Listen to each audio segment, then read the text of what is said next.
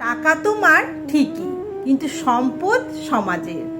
ভারতীয় ধনকুবের রতন টাটাকে জার্মানির এক রেস্তোরাঁয় খাবার নষ্টের অপরাধে 50 ইউরো জরিমানা করা হয়। এই সামান্য অর্থ তার জন্য বড় কোনো বিষয় ছিল না, তবে সেদিন রেস্তোরাঁয় গিয়ে তিনি যা শিখেছেন তিনি তা সত্যিই অনেক গুরুত্বপূর্ণ বলে মনে করেন। তিনি লেখেন, বিশ্বের অন্যতম শিল্পোন্নত দেশ জার্মানি। একবার সহকর্মীকে নিয়ে হামবুর্গে একটি রেস্তোরাঁয় গিয়েছিলাম আমি।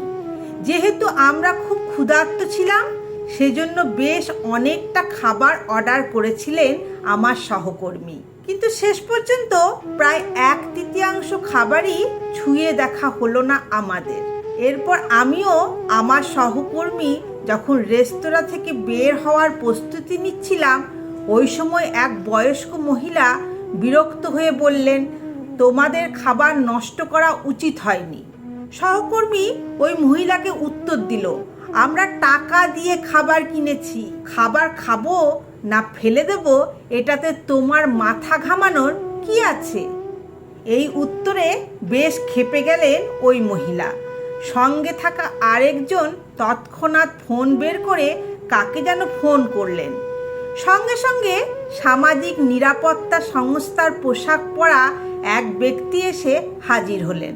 ওই ব্যক্তি সব কিছু শুনে আমাকে এবং সহকর্মীকে 50 ইউরো জরিমানা করে বসলেন। ঘটনার আকস্মিকতায় হতভম্ব হয়ে যাই আমি। তারপর সেই কর্মকর্তা রাগান্বিত সুরে বললেন, তুমি যা খেতে পারবে শুধুমাত্র তাই অর্ডার করো। টাকা তোমার ঠিকই, কিন্তু সম্পদ সমাজের। এই পৃথিবীতে এমন অনেকেই আছে যারা খাবারের অভাবে ভুগছে। সম্পদ নষ্ট করার কোনো অধিকার তোমার নেই।